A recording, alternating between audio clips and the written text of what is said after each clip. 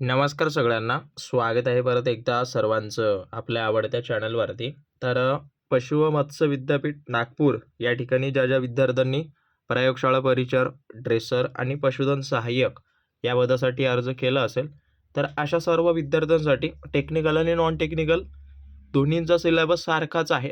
त्यामुळं as it is तुम्ही कुठल्याही पदाला तयारी करत असाल, तर ही जी काही सिरीज आपण चालू केली तांत्रिक प्रश्नांची, तर ती सर्व सिरीजचे भाग वगैरे पाहून घ्या. तर आजचा हा भाग 5व्या क्रमांकाचा आहे आणि ऑलरेडी 4 भाग अपलोड केलेत, पाहून घ्या. आणि टेक्निकलचा सिलेबस फार मोठा आहे बरं. त्यामुळं टेक्निकलचा फार मोठा सिलेबस असल्यामुळं आमच्या टीमनं ऑलरेडी शपथ नावाची बॅच लॉन्च केलेली आहे, ज्यामध्ये टॉपिक वाईज तुम्हाला MCQ प्रोव्हाइड केलेले आहेत. सो जॉईन करून घ्या. त्याची इन्फॉर्मेशन मी तुम्हाला प्रत्येक व्हिडिओत देत असतो. सो डाउनलोड वगैरे करून घ्या. ॲपची लिंक खाली आहे, त्या ठिकाणी सर्व तुम्हाला स्टडी मटेरियल मिळून जाईल. सो पाहूयात पहिला प्रश्न, की राज्यस्तरीय पशुरोग संशोधन संस्था कोणत्या ठिकाणी आहे, असा हा प्रश्न आहे. तर राज्यस्तरीय पशुरोग संशोधन संस्था, तर हीच जे काही त्याला आपण म्हणू शकता मुख्यालय म्हणा, अथवा ही ज्या ठिकाणी आहे ते ठिकाण आहे पुणे. ओके. तर त्यासोबत परत बघायला गेलं तर मुंबई इथं काय आहे, तर मुंबई इथं एक महत्त्वाचे विद्यालय आहेत, ते थोडंसं लक्षात ठेवा. दुग्ध वसाहत. ओके. दुग्ध वसाहत आणि पशुवैद्यकीय, शॉर्टमध्ये लिहितोय वसाहत आणि पशुवैद्यकीय महाविद्यालय वगैरे जे आहे ते मुंबई इथं आहे. आणि नागपूर इथं ॲज इट इज जेच MFSC वगैरे, तर हे नागपूर या ठिकाणी आहे. बाकी छत्रपती संभाजीनगरच्या बाबतीत याच्याशी रिलेटेड कुठलं असेल तर अवश्य कमेंट करून द्या. परत बघा, याच्यामध्ये म्हटलंय की गायीचे पाठीकडील मणक्यांची संख्या वगैरे किती असते. तर गायीच्या पाठीकडील मणक्यांची संख्या ज्या वेळेला विचारलं जाईल, तर त्यावेळेला लक्षात ठेवा 13 जी काही संख्या आहे ती गायीच्या पाठीकडील मणक्यांना हे एवढी संख्या त्यांची आहे. ओके. सो लक्षात ठेवा. आणि परत बघायला गेलं तर कधी कधी तुम्हाला असाही प्रश्न येतो की मानेतील मणक्यांची संख्या वगैरे किती म्हणून. तर मानेच्या बाबतीत लक्षात ठेवा 7 आहे. त्यानंतर कमरेकडील म्हटलं तर कमरेकडील जी काही मणक्यांची संख्या वगैरे आहे ती आहे 6. आणि त्यासोबत शेपटीकडे बघायला गेलं तर सेफ्टीच्या बाबतीत बोला तर ते असतात 18 ते 22 अशा 20 अशा पद्धतीनं हे सर्व याच्यामध्ये संख्या वगैरे सांगितलेली आहे किंवा ते प्रेझेंट वगैरे असतात.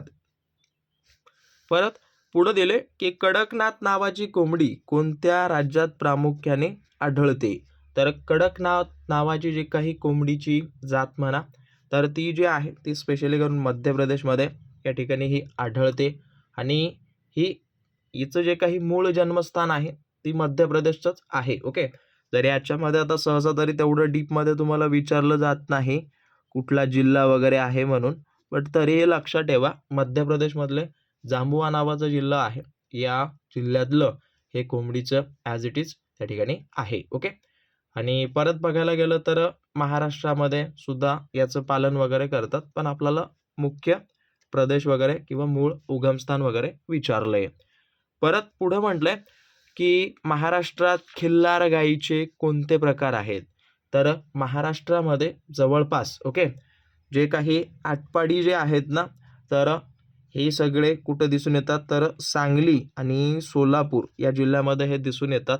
परत बघायला गेलं तर म्हसवड खिल्लार म्हणून जे आहे ते सुद्धा स्पेशली करून सातारा, ओके, सातारा आणि सोलापूर या 2 जिल्ह्यामध्ये हे दिसून येतं. आणि परत तापी नावाचा हा सुद्धा खिल्लार जातीचाच प्रकार आहे, जो की स्पेशली करून जे खानदेश आपण ज्याला म्हणतो, ओके, खानदेश आणि त्यानंतर धुळे जिल्हा वगैरे, तर या ठिकाणी या जाती वगैरे दिसून येतात. एकत्रित स्वरूपात या सर्व ज्या काही खिल्लार गायीचे प्रकार आहेत ते सर्व या ठिकाणी आढळून येतात. ओके. सो लक्षात ठेवा. आणि याच्यामध्ये अजून बघायला गेलं तर अजून एक जात वगैरे शिल्लक आहे, त्याला आपण काय म्हणतो, नकुली खिल्लार म्हणून आहेत. ओके. नकुली खिल्लार ही सुद्धा आढळते आपल्या याच्यात. सो हेही लक्षात ठेवा. ओके. हा. आणि परत बघायला गेलं, आता बघा फक्त टेक्निकल करून जमणार नाही, त्यामुळं नॉन टेक्निकल कड सुद्धा भर द्या सगळ्यांनी. ओके. त्याच्यामध्ये जी.के, मराठी व्याकरण, इंग्रजी व्याकरण, गणित बुद्धिमत्ता आणि जी.के या सर्व विषयांची काही का असेना अभ्यास वगैरे करा. जो काही तुमचा टी-सी-एस पॅटर्न आहे, त्या पॅटर्नला त्यांनी विचारलेले पी-वाय-क्यू जे प्रश्न आहेत, त्यातून तुमची 60 ते 70% तयारी होऊन जाईल. ओके. जर पी-वाय-क्यू वगैरे सोडवा, त्या बॅचमध्ये वगैरे उपलब्ध करून दिलेत. सो पाहून घ्या, सरावासाठी दिलेले आहेत. हां, तर महात्मा गांधींनी मजूर महासंघ संघाची स्थापना वगैरे कुठं केली? तर महात्मा गांधीजींनी जे आहे, ते मजूर नावाचा महासंघ जो आहे, तो त्यांनी अहमदाबाद या ठिकाणी स्थापना वगैरे केलेली आहे. आणि याची स्थापना वगैरे कधी केली असा जर प्रश्न आला, तर 1920 हा आकडा लक्षात ठेवा किंवा इसवी सन जे आहे, ते लक्षात ठेवा. ओके. आणि हा जो काही मजूर महाजन संघ होता, तो स्पेशली करून जे गिरणी काम वगैरे करणारे जे कामगार होते, तर त्यांच्या हक्कासाठी याची स्थापना वगैरे केलेली होती. ओके. आता वर्धाच्या बाबतीत बोलायला गेलं, तर वर्धा येथं गांधीजींनी सेवाग्राम नावाचं आश्रम वगैरे त्यांचं आहे. सो हेही लक्षात ठेवा. आणि पोरबंदर म्हटलं तर गांधीजींचं जन्मस्थान आहे. ओके. तर हे काही महत्त्वाचे पॉईंट, त्यानंतर महत्त्वाचे ठिकाणं आहेत, की त्यांच्या जीवनाशी निगडीत आहेत. परत पुढं म्हटलंय, की पंचशील नावाचा जो काही करार आहे, तो कोणत्या 2 देशाच्या दरम्यान झाला? तर पंचशील नावाचा जो काही करार आहे, तो झालाय भारत आणि चीनमध्ये. ओके. आणि हा करार जवळपास कधी झालाय? तर 29 एप्रिल. ओके. 29 एप्रिल जवळपास 1954 मध्ये. आणि या कराराचा मोटो किंवा याचं जे काही ध्येय वगैरे होतं, तर ते त्याचे वेगवेगळे एक शांतताचं एक म्हणू शकता त्याला. ओके. पंचशील करार वगैरे. आता त्यावेळेचे जे आपल्या भारताचे पंतप्रधान होते पंडित जवाहरलाल नेहरूजी, यांनी त्या चीनचे जे काही प्रीमियर वगैरे होते त्यांच्यासोबत एक करार वगैरे केलाय. ओके. आता बाकी अजून वेगवेगळे करार आहेत, जसं की भारत पाकिस्तानमध्ये शिमला करार म्हणून एक मुख्य वगैरे फोकस करू शकता, शिमला करार. ओके. आणि हा करार भारत आणि पाकिस्तानमध्ये झाला होता 1972 मध्ये. आणि परत अजून बघायला गेलं तर ताशकंद करार म्हणून सुद्धा प्रसिद्ध आहे बरं. ओके. ताशकंद करार. हे सर्व करार वगैरे आहेत, ते सर्व करार तुम्ही सगळ्यांनी नोट डाऊन करून घ्या. हा सुद्धा भारत आणि पाकिस्तानमध्येच झालाय आणि हा झालाय 1966 मध्ये. ओके. सो एवढं लक्षात ठेवा. आणि अजून एक सांगतो, सबस्क्राईब वगैरे केलं नसेल तर करून घ्या बरं. कारण का परीक्षेपर्यंत तुम्हाला सर्व जे काही आवश्यक असलेले संभाव्य येणारे असे सर्व प्रश्न या ठिकाणी आम्ही तुम्हाला फ्रीमध्ये तर प्रोव्हाइड करून देऊ. ओके. आणि सगळं इथं कव्हर होणं अशक्य आहे. त्यामुळं परत सांगतो, अतिशय कमी किमतीमध्ये बॅच वगैरे चालू झालेली आहे. त्या बॅचमध्ये सर्व टॉपिक वाईज वगैरे तुम्हाला जे नॉन टेक्निकलचे आहेत ते प्रोव्हाइड करून दिले आहेत. ओके. हां. परत काय म्हटलंय, की बाबा म्हणाले, की न्यूयॉर्क हे एक मोठं शहर आहे. वाक्याचा प्रकार ओळखा. तर याच्यामध्ये ज्या वेळेला लक्षात ठेवा, आता वाक्याचे 3 प्रकार आहेत. यावर तुम्हाला एक 99% तरी प्रश्न दिसून येईल वाक्याचा प्रकार म्हणून. अगदी कॉमन विषय आहे.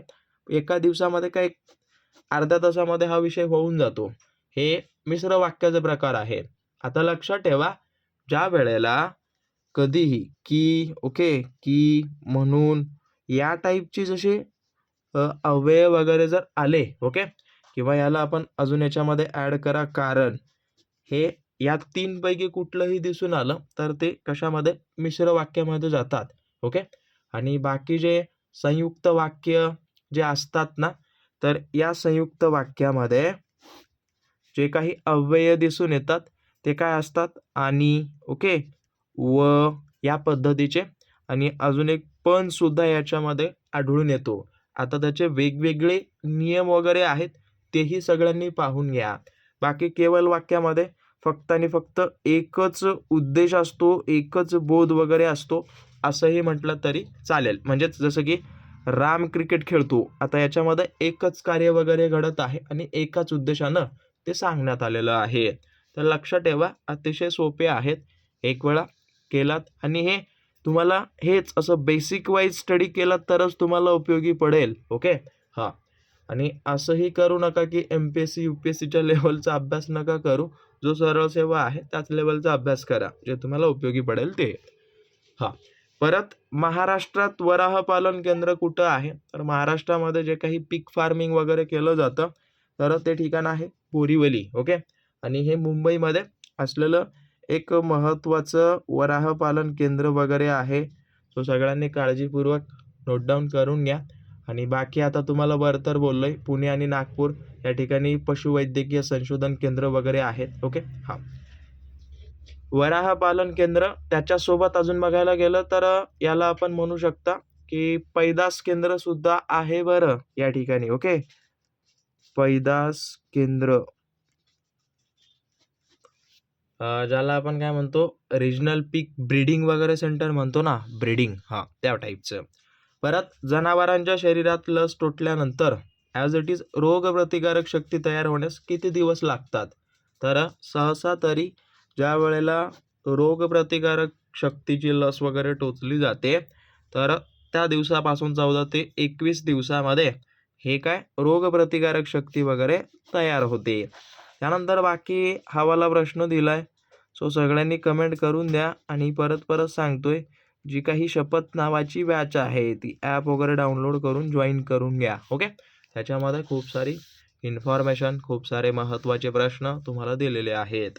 सो बाकी तुम्हाला भेटेल अशाच भागांसोबत. सबस्क्राईब वगैरे केलं नसेल तर करून घ्या आणि काही डाऊट असतील तर अवश्य मला कळवा. धन्यवाद.